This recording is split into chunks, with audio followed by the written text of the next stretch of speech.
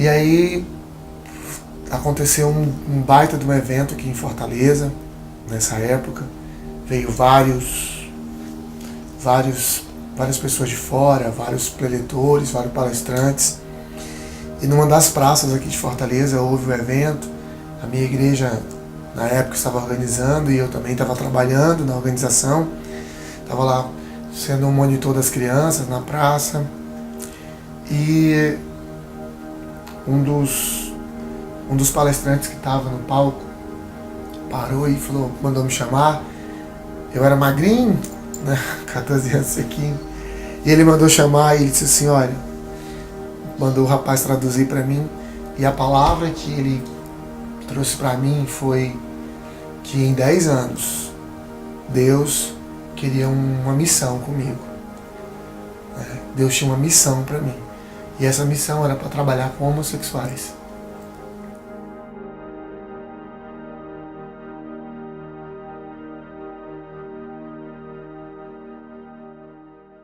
E aconteceu que já nos meus meados dos 23 anos, eu estava passando por um dos últimos estágios da minha libertação. Um dos últimos estágios para literalmente tornar um homem hétero, viril. Para minha surpresa, quando eu volto de uma dessas sessões, nessa eu passei uma semana, e diga-se de passagem que nessa sessão não era sessão de conversa não, era porrada, sabe? O demônio vai ter que sair, e corpo marcado, enfim. Quando eu volto, eu sou apresentado a uma moça. E o seguinte é esse. Alan, para terminar o seu estágio, o seu processo de libertação, você precisa casar. E eu queria lhe apresentar aqui fulana, aqui essa moça aqui vai ser a sua esposa. Eu achei meio estranho, mas eu não aguentava mais sofrer, eu não aguentava mais. Eu tinha nojo de mim mesmo, mas eu tinha tanto nojo de mim que eu peguei uma pedra pume, dessas de lavar o pé, e eu passei a tomar banho com ela, porque eu acreditava que tinha alguma sujeira no meu corpo. Eu comecei a acreditar que o meu corpo tinha algum demônio, alguma sujeira, e eu rasguei o meu corpo, andei durante muito tempo com 2 roupas, uma por baixo e outra por cima, para que ninguém visse os ferimentos que aquilo tinha causado. E no auge do meu desespero, desejando a morte, porque a minha dor maior era a decepção que a minha família ia sofrer. Eu estava pouco preocupado comigo. A minha preocupação era a minha família. Depois que eu tomei banho,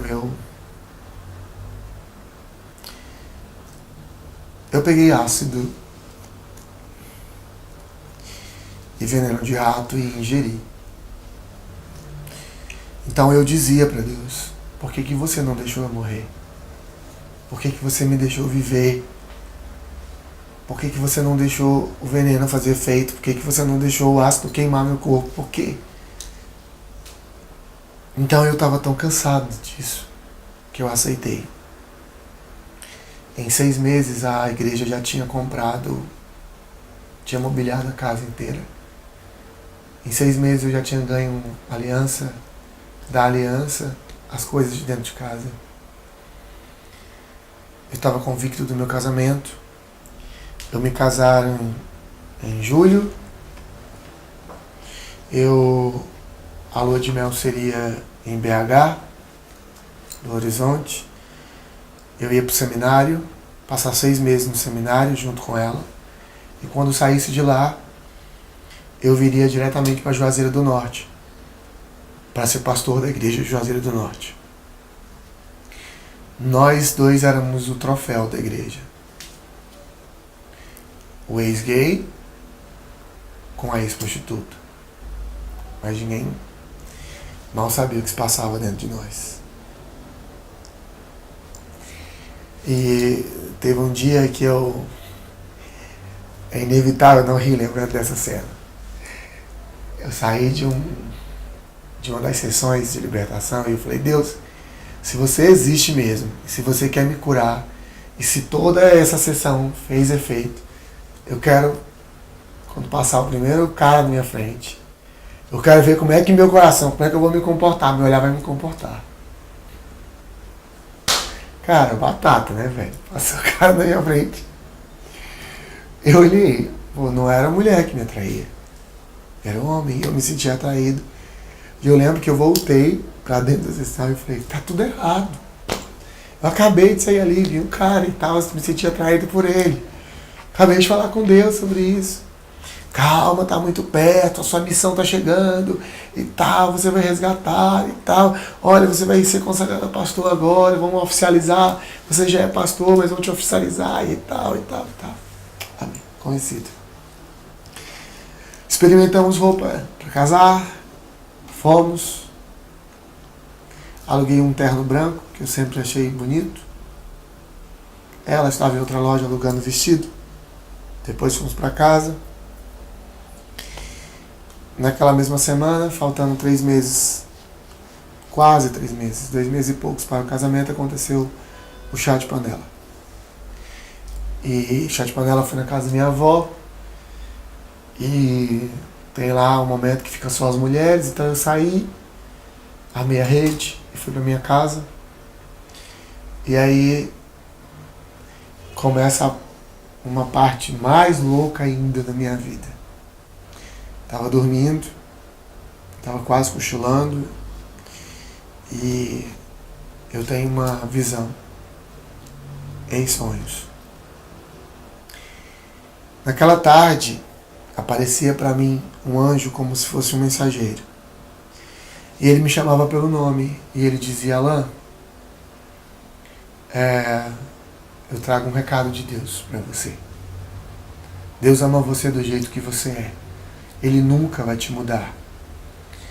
E Ele nunca permitiu que você morresse em nenhum dos estágios da sua vida. Porque você realmente tem uma missão. E chegou a hora da missão. 10 anos se passaram. Olha para você. Você está com 24 anos hoje. E ali foram vários momentos onde eu comecei a ter as respostas, finalmente, das minhas perguntas. E vieram a resposta. E muito forte a frase que Deus me amava do jeito que eu era. Que Deus tinha feito eu nascer. Eu escutei muito que eu não era o filho programado, que eu sou o filho mais novo. Minha mãe não esperava ter filho, mais ter filho quando eu nasci. E tudo isso, naquela tarde, eu levantei, fiquei apavorado e logo, tratei logo de dizer que se aquilo fosse alguma voz do demônio, eu tinha aprendido isso, voz do demônio no meu ouvido, vai embora, por favor, vai embora em nome de Jesus. Eu voltei a dormir, eu voltei a dormir, eu voltei a deitar. Quem estava na minha frente? O mesmo anjo trazendo a mesma mensagem para mim. Deus ama você do jeito que você é. Ele não vai te mudar. E foi mais ou menos uns 30 minutos ali de conversa. E no meio da conversa ele falou assim, olha, Deus está dizendo para você que está nascendo uma nova esperança aqui no Ceará. E essa nova esperança está nascendo para você. E fiz a seguinte oração a Deus. Deus, se é você mesmo que falou comigo, eu preciso que quando chegar lá na igreja, eu quero ouvir da boca do meu pastor tudo isso de volta. Aí eu vou acreditar que é você. Por que eu pedi meu pastor? Porque ele seria a última pessoa do mundo que iria confirmar alguma coisa louca dessa. Mas aí, chegando lá, aconteceu o culto, né, a reunião do jeito que eu tinha pedido para Deus.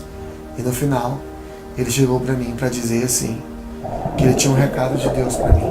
E o recado de Deus para mim era para dizer que Deus tinha dito para ele que tinha me visitado de tarde, tinha feito uma visita para mim. E Deus tinha dito para mim tudo o que ele queria da minha vida. E que Deus me amava. E ele falou que não entendeu porque que Deus mandou trazer aquele recado, mas fazia sentido para mim. E ele começou a confirmar tudo o que eu tinha escutado à tarde, naquele momento de sono. Tirei a aliança, entreguei na mão dele e disse: pastor, eu quero te dizer uma coisa. Eu sou gay. Deus me ama como eu sou. E ele não vai me mudar.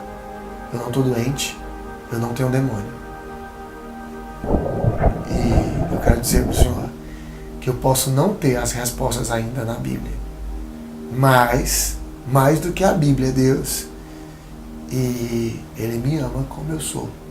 E eu vou viver minha vida agora. Né? A igreja era a igreja grande, mais ou menos uns 500 membros. Quando eu estava no corredor da igreja, eu escuto a voz dele falando que os obreiros me segurassem. Foram 4 obreiros. Um segurou na minha mão, um segurou nos meus 2 braços e os 2 nas 2 pernas. E eles vieram me arrastando lá de fora para dentro. E eu lembro que ele falava no microfone: segurem ele! Segurem ele! Ele tá com demônios! Os demônios tomaram conta dele! Segurem ele! E eu gritava ao mesmo tempo para os meus amigos, dizendo para eles: me soltem, sou eu, Alan. Sou eu, pastor de vocês. Por favor, não façam isso comigo. E os jovens me segurando, e vinham outros e pegavam e tal. E me trouxeram. E aí começaram uma sessão de oração muito grande. Eu tentava me soltar e eles me seguravam. O demônio tem que sair, tem que sair, tem que sair, tem que sair. Quando eu não aguentei mais, eu chorava, eu urrava, eles me soltaram. E eu disse: tá bom, tá bom, tá bom, tá bom, tá bom. Tá certo, tá certo, tá certo. E finalmente eles me soltaram quando eu concordei com eles. E aí marcaram-se uma reunião e me trouxeram para conversar. Me colocaram, fizeram um círculo. E nesse círculo me perguntaram se eu negava tudo que eu falei. Eu levantei e eu disse que eu não podia negar. Eu não podia negar mais a minha essência. Eu não podia mais negar quem eu era. Não existia libertação. Não existe libertação para quem não tem demônio. Não existe cura para quem não está doente. Então, numa medida desesperada, eles me seguraram e cortaram meu cabelo. Rasparam minha cabeça só no meio. Depois de algumas agressões físicas, eu saí feito um louco, correndo. Primeiro salão que eu encontrei, eu pedi para a senhora raspar o restante da minha cabeça. Aquela mulher perguntou se eu precisava de ajuda, que ela chegou a ver algumas marcas no meu rosto e se ela não tinha visto ainda as marcas nas nádegas, porque segundo eles, os demônios da homossexualidade entravam por 2 locais no corpo humano, ou pela boca ou pelo ânus. Então, eu recebi muitas pancadas nos lábios e nas nádegas, a fim de tirar os demônios. E fui para casa a pé. Parei em 2 quarteirões antes da minha casa. E minha única pergunta era assim: o que é que eu vou falar para minha mãe? que a minha mãe vai dizer para mim? Caramba! E eu olhava para os céus e dizia, Deus, o que é que eu vou dizer para minha mãe? E eu adotei uma postura totalmente rebelde para minha mãe entender que eu tinha raspado a cabeça porque eu queria. Que eu tinha me envolvido numa briga. E as palavras da minha mãe me doeram muito, porque minha mãe disse que eu tinha entristecido ela. Mas diante de toda a dor, a alegria do meu coração de saber que Deus me amava, que foi Ele que não deixou que eu morresse, me fazia viver.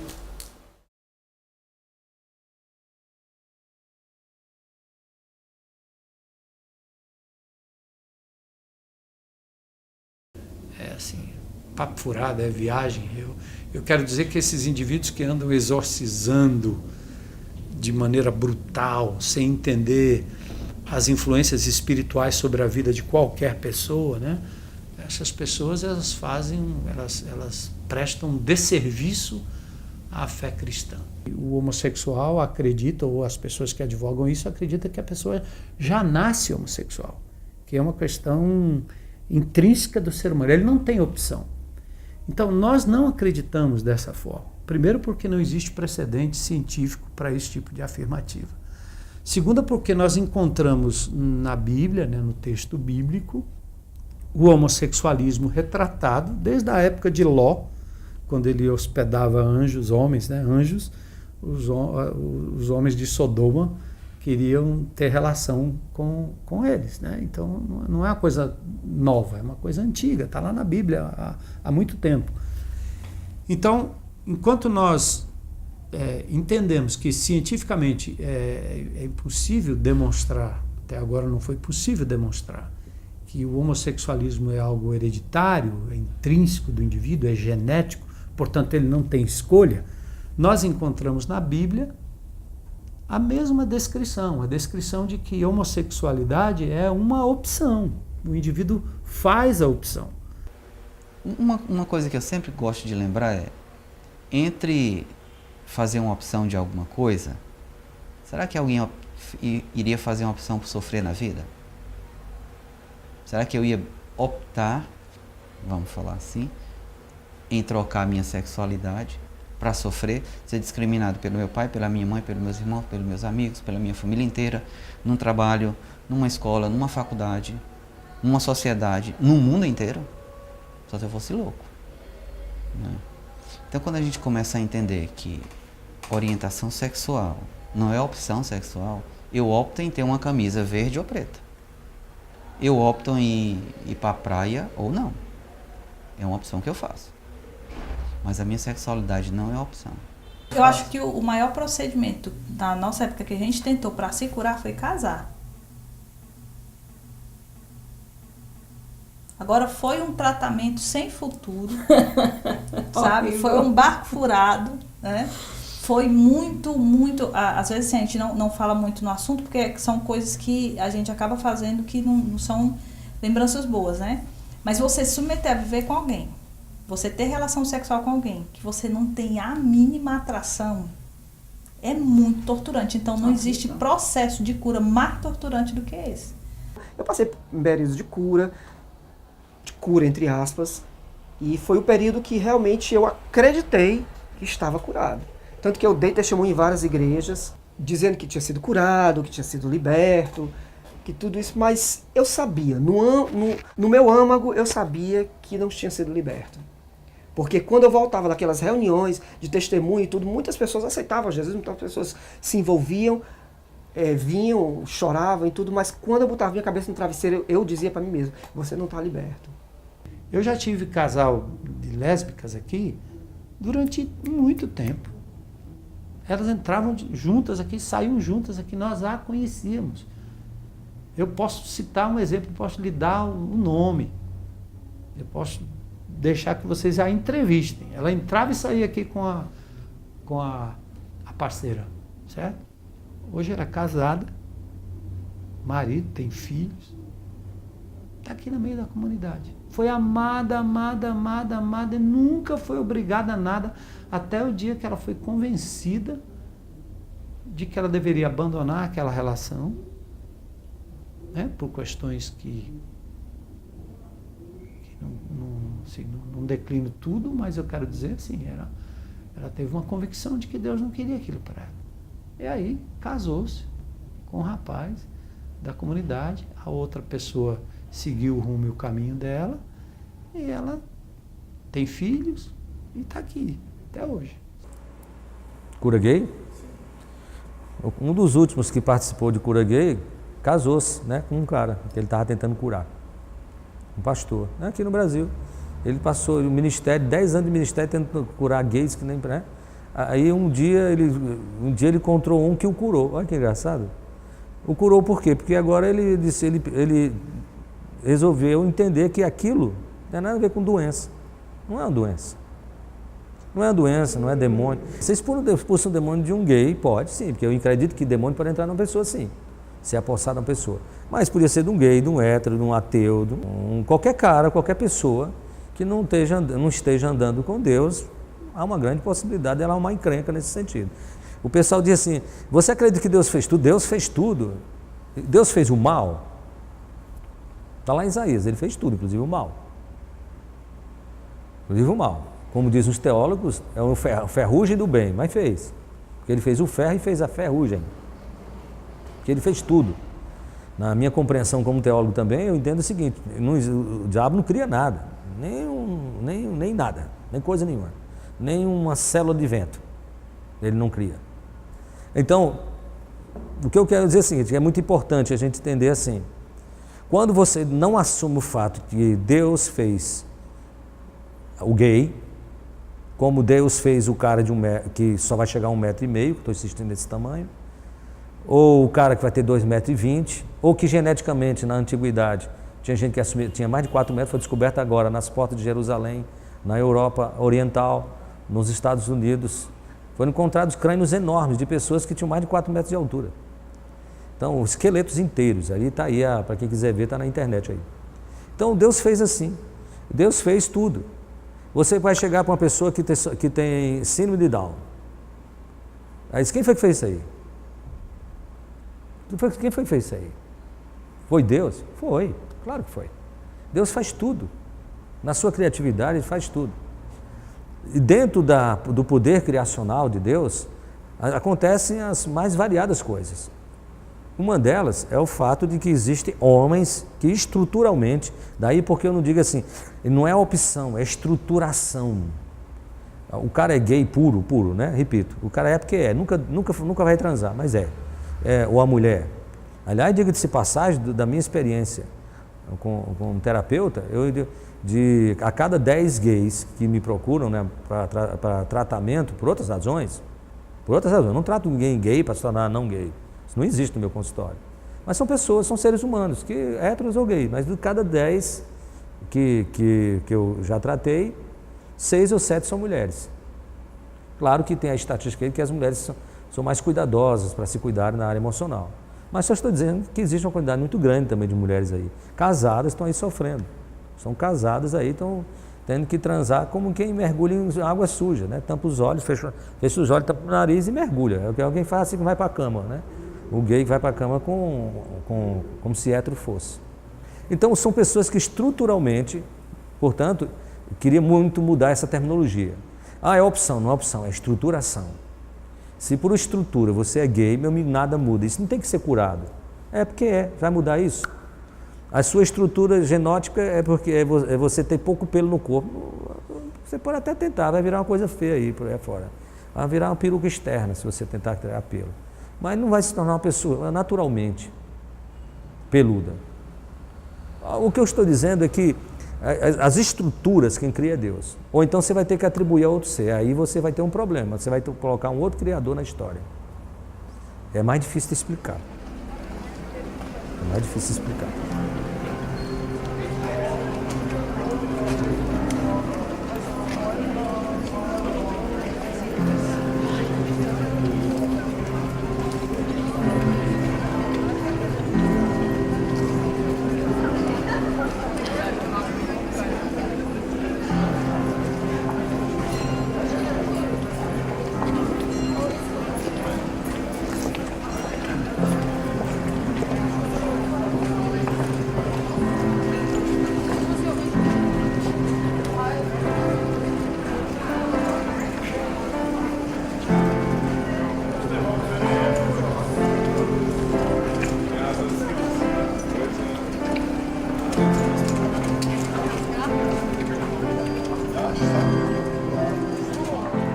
uma entrevista na TV e vi pastores gays. E eu fiquei, como assim? Pastores gays? E meu pai estava na sala e começou a dizer: bando de sem vergonha, esses são vagabundos, vão tudo pro inferno. E eu olhando assim, meu Deus, eu sou gay, ele nem sabe, né? Meu pai aqui do meu lado, eu sou gay, ele nem sabe. E fiquei assim, prestando atenção em cada detalhe, em qual site que eu tinha que procurar depois. E no dia seguinte fui pra Lan House e fui atrás. E, sabe, com sede mesmo de descobrir, será que depois de tanto tempo, depois de 5 anos sofrendo, lutando contra isso, será que eu não tô errada? Assim como em qualquer teologia, né, nós temos uma corrente teológica chamada teologia inclusiva, mas dentro de qualquer curso de teologia, né, reconhecido pelo MEC que você faça hoje, que você faça hoje, você vai ver e vai estudar 2 cadeiras chamadas exegese e hermenêutica, que elas estudam a interpretação textual, o processo sociocultural da época. Então, é impossível você ser um estudioso da Bíblia sem hermenêutica e sem exegese. É impossível. Por quê? Porque é a interpretação textual junto com o contexto sociocultural da época. E a gente está batendo há 3 semanas sobre Levítico, porque é um texto muito forte, né? E é do Antigo Testamento. Nós não vivemos mais no Antigo Testamento, mas as pessoas acusam. Tá lá. É engraçado, a gente pensando, Levítico tem um monte de leis, né? Mas a única que prevaleceu foi sobre os homossexuais, as outras não. E o mais engraçado é que não fala muito das mulheres, né? Então, se a gente pensar bem, as mulheres vão para o céu, mesmo sendo lésbicas, mas os homens não vão. Se a gente pensar no geral, tá lá, bonitinho, né? Mas é incrível como eu tiro uma coisa, um texto fora de um contexto, né, é um pretexto. A gente sabe disso. E se eu usar só uma frase, um versículo qualquer, é totalmente destoante do que está ali. Às vezes a gente lendo um versículo inteiro, o anterior e o posterior, a gente não consegue entender. Eu falo sempre assim, volta mais 3. Não consegui entender, volta o capítulo inteiro. Lê o capítulo inteiro. Não entendeu? Lê a história do livro todo que tu vai conseguir entender. Fica mais fácil. E aí, o que nós precisamos entender aí? Que a teologia inclusiva, pegando esses 2 pilares da teologia, passam a interpretar não somente para os homossexuais. Veja, foi através da exegese da hermenêutica que, lá em meados da década de 60, por aí, as mulheres começaram a ter mais visibilidade dentro da igreja. Porque lá nos Estados Unidos, um grupo de mulheres começaram a estudar os textos bíblicos que condenavam as mulheres. E começaram a ver que os textos de Paulo, quando manda a mulher ficar calada, não tinha nada a ver com a questão de omissão ou do que elas tinham que passar. Não. Era por uma questão totalmente cultural, né? Totalmente cultural, que naquele tempo somente os homens podiam entrar.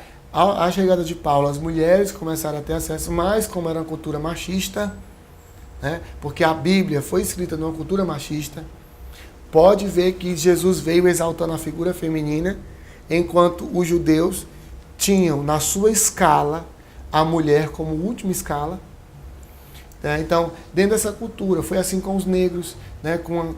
Quando o Martin Luther King começou lá a questão da segregação, ele também utilizou ali da hermenêutica e da exegese para poder explicar que os negros tinham alma sim e eram dignos, eram seres humanos do Senhor Jesus. Veja, naquela época se matavam negros em nome de Deus, já mataram judeus em nome de Deus, assim como hoje tem pessoas que matam homossexuais em nome de Deus. Tudo por uma questão de interpretação bíblica. A Bíblia ela tem possibilidade de você realmente extrair dela várias interpretações, porque alguns vão abordar a Bíblia do ponto de vista gramático, histórico, literal, certo? É uma forma de exegese, uma forma de interpretação das Escrituras, isso é científico. Ou você pode olhar para a Escritura de forma alegórica. E a forma alegórica, por exemplo, a forma mais liberal de ver as Escrituras, não interessa se aconteceu, se não aconteceu, se o que está escrito lá tem alguma fundamentação na questão, por exemplo, da gramática, na questão do estudo da língua, da morfologia, da exegese, da sociologia, da paleontologia, não interessa. O que interessa é como eu me sinto lendo aquele texto. Pronto, aí você partiu para o campo das emoções, né? São suas emoções que estão determinando o que o texto vai dizer. Você já escreveu carta. Outra coisa é você escrever uma poesia, outra coisa é você escrever uma carta, outra coisa é você escrever mandamentos. Agora preste atenção, tudo que se diz acerca da relação homoafetiva na Bíblia, ela veio dentro de um contexto judaico-cristão. Então, para você querer dizer que aquilo ali não era aquilo ali, você tem que voltar à civilização hebraica, certo? Você tem que voltar lá e ver como é que eles tratavam a questão da homossexualidade. E se quiserem qualquer tipo de dica, certo? Eu vou dar uma dica. Olhe para o islamismo. Como é que o islamismo trata? Terrível, né? É terrível. O islamismo não tem essa colher de chá que nós cristãos damos aos homossexuais, não. Certo? Lá é degola. Não tem opção. Não tem opção. E o islamismo é, num certo sentido, uma corrente que vem do judaísmo, né? Nós temos lá Abraão, Isaac, e aí vai, né? Então, Abraão, Ismael e Isaac. Isaac, o filho da promessa, Ismael, o filho não da promessa, gerador do mundo árabe. Então, não dá para inventar. A Bíblia é muito sólida do ponto de vista bibliográfico, do ponto de vista do texto, do seu contexto, da sua interpretação histórica, da arqueologia. Ela é muito embasada na história para você tentar simplesmente mudar por uma conveniência. Eu acho que não precisava isso. Era mais simples dizer assim, desculpa aí, eu vou seguir na Bíblia só esses pedaços aqui que não me dizem respeito. Os que dizem respeito aqui que eu não concordo, isso aqui eu não quero. Acabou. Qual é o problema? Por que é que tem que ficar tão parecido com a gente? Está fazendo esse esforço para quê? Não faça não. Faça a opção, inclua todo mundo, chama lá como quiser, segue em frente. Eu acho isso ridículo, porque aí fica um jogo que não é justo. Na verdade, a teologia inclusiva é uma só, bem simples. Você pode chamar o nome de que você quiser, teologia inclusiva, qualquer coisa. A pessoa entendeu o Evangelho de Jesus, tudo fica diferente. O Evangelho de Jesus é amar as pessoas. Não importa. Não importa. A teologia de Jesus, ela é tão impressionante, tão singular, que ela cuida do ser humano enquanto ser humano. Só existe uma forma de você não obter de Deus uma simpatia, vamos dizer assim. É se você age de forma desumana. Ora, o que se precisa ser compreendido é isso. Não precisa fazer uma igreja de gays, precisa fazer uma igreja de gente, de seres humanos. Que é isso que Jesus quer. Eu não entendo que Jesus veja com simpatia a igreja dos gays, não gays. Talvez Jesus veja como uma espécie de lástima. Que pena, né? Senão meus filhos que eu amo são obrigados a ficar ali formando guetinhos, porque não são aceitos, isso é uma desgraça. Uma vez alguém me fez a seguinte pergunta: você suportaria de pastorar um monte de igreja? Eu digo, então você não entendeu o que eu falei até agora. Pode trazer o mundo todo de igreja que eu cuido deles tudo numa boa. E não fica puxando esse assunto. Quer dizer, nunca você vai pregar sobre... Pregar para quê, macho? Pregar o quê, macho? Vou pregar o quê? Dizer o quê para eles? Sobre isso. Está na relação, os efeminados, né? Da lei dos céus, os ladrões. Meu amigo, quem é que não está naquela lista, me diga? Porque a Bíblia quer dizer que ninguém pode viver para Deus aqui, nem agora, nem além, se não for pela graça dele. O Evangelho de Jesus é democratizador. Todos são iguais. Todos são iguais. Todos são iguais. A graça de Deus é algo estúpido, é algo que eu não concordo. Eu, Franzé, não concordo com ela. Não concordo com a graça de Deus. Por quê? Porque a graça de Deus faz coisa do tipo assim: pega um Hitler da vida e leva para o céu, porque ele resolve salvar. Eu quero que o Hitler frite no inferno. Eu, Franzé. Eu quero que o assassino estuprador ele frite no inferno. Mas Deus salva, porque a graça de Deus é maravilhosa, extraordinária. Como disse um pensador, é estupidamente esquisita. estúpida e maravilhosamente esquisita. Ora, se Deus faz assim com esse pessoal, o que dizer com um ser humano só porque ele tem um estilo de vida bem diferente do meu, do ponto de vista sexual, por exemplo. Eu sou hétero, o cara é gay, eu podia ser gay, se eu fosse, eu assumiria numa boa. Dane-se o mundo que não aceitasse. Eu ensino isso para meus filhos. Dane-se o mundo que não aceita você.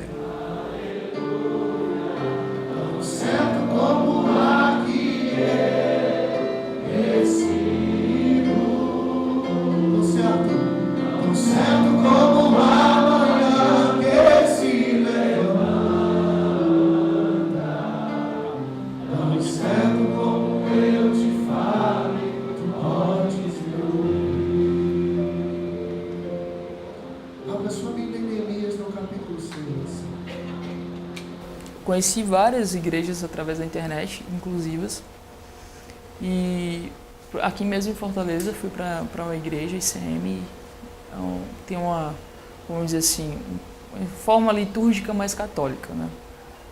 E depois fui para Filhos da Luz. E eu particularmente fui muito descrente. Tipo, para mim, é como a maioria das pessoas pensam, a igreja gay é uma boate, uma sauna, um banheirão, né? E quando eu chego lá e vejo a galera chorando, adorando, cantando, eu fico assim, meu Deus. Eu lembro que eu fui com a Cíntia, que hoje é pastora da igreja. E nós estávamos lá cantando e quando Deus quer falar com a gente, ele, tipo assim, ele sabe exatamente aonde, sabe? Foram todas as músicas que eu mais cantava, amiga, na minha vida inteira.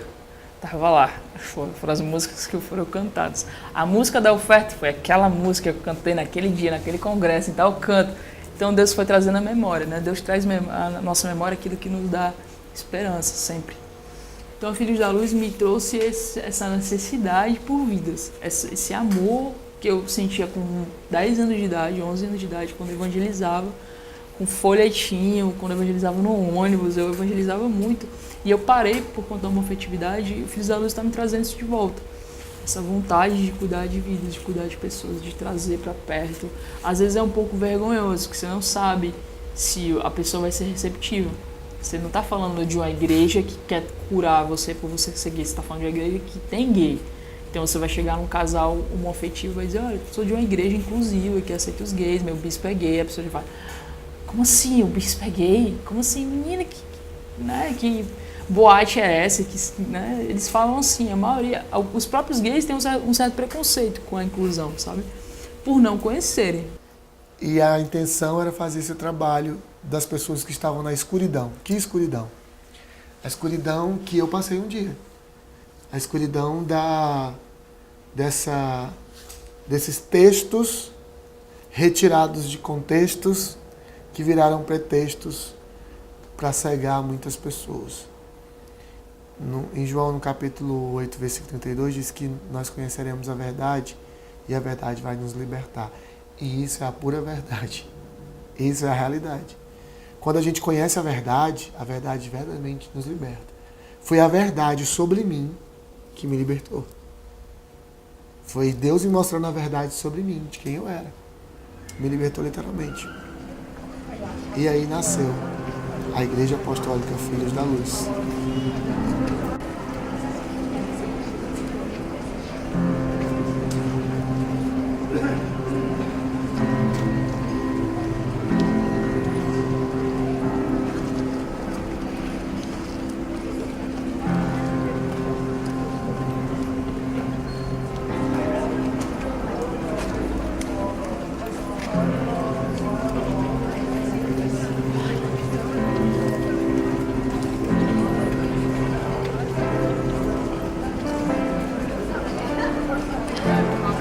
Nós sofremos ameaças.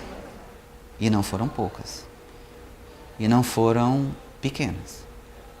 Tipo, a gente chegar e a parede está toda pichada. Morte aos gays, os homossexuais não herdaram o reino de Deus, o inferno está cheio de gay. Aí eu falava assim, tá cheio de gay, mas pela proporção tem mais hétero do que gay, não tem? Pela proporção, o inferno está mais cheio de hétero. Pedradas.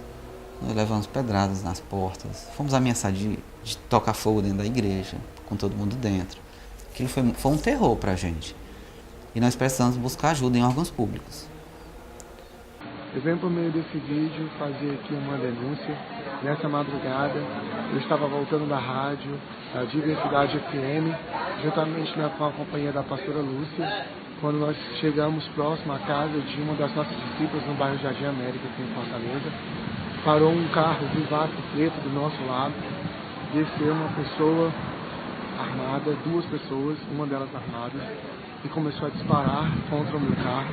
Nós começamos o concerto, estou aqui na minha mão com o boletim de ocorrência, né? O Honda, que nos atendeu, tanto o boletim de ocorrência, colocou do caso como sendo tentativa de homicídio doloso, e também o Honda, que esteve no local, também veio de ver para as nossas discípulas, que tratava também de um crime de ódio.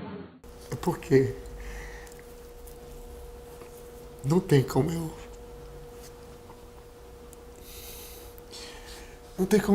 eu não me emocionar, porque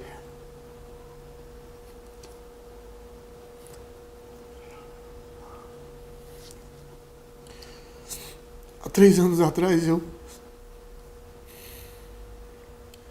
era só um doidinho, sabe? As pessoas diziam que eu era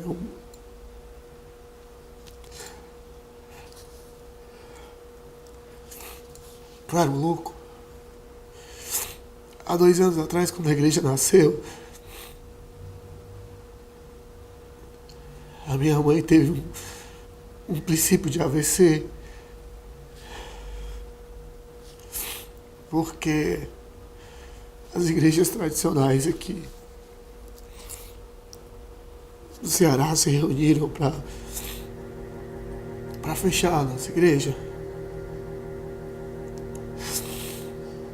Era inadmissível ter uma igreja que seu líder era gay. E minha família passou por um constrangimento muito grande. A gente foi ameaçado. Somos ameaçados que alguma coisa poderia acontecer. Recebi várias ligações anônimas.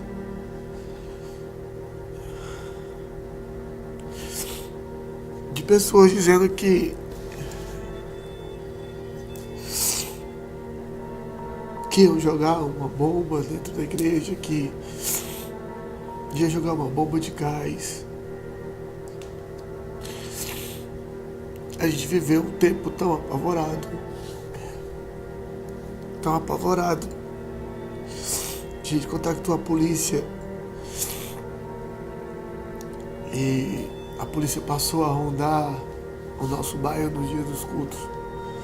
A gente não podia dizer isso para as pessoas porque elas já vinham com tanto medo. Uma igreja que acolheu os gays, né? Na verdade é uma igreja que acolhe todo mundo. É hétero, gay, trans. Você é filho de Deus? Você não é filho do acaso? Então a gente te aceita. Quando Jesus veio à Terra, ele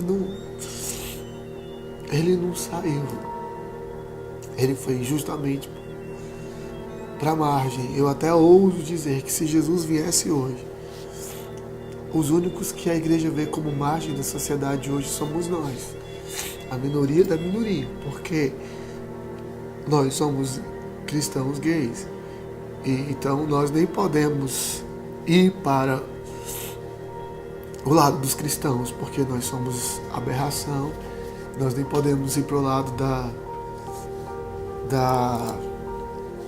da militância LGBT, que não nos vê, né, por conta da religião.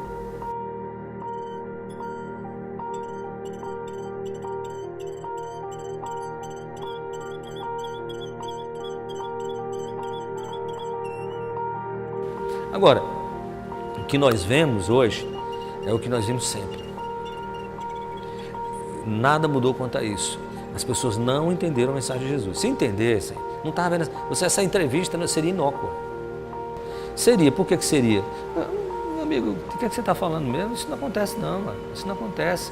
Jesus disse para a gente amar e a gente está amando, acabou. Fazendo o bem. Deus te ama assim, porque Ele fez assim. Deus não é incoerente não, ia fazer você assim depois de te odiar não. Tua estrutura é essa.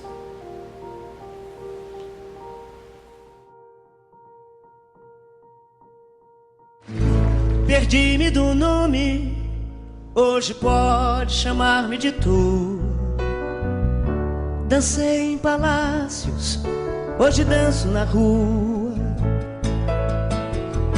Vesti-me de sonhos, hoje visto as bermas da estrada.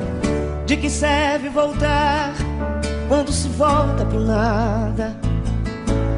Eu não sei se um anjo me chama, eu não sei dos 1000 homens na cama e o céu não pode esperar. Eu não sei se a noite me leva, não ouço meu grito na treva, o fim quer me buscar. Sambei na avenida, no escuro fui porta-estandarte.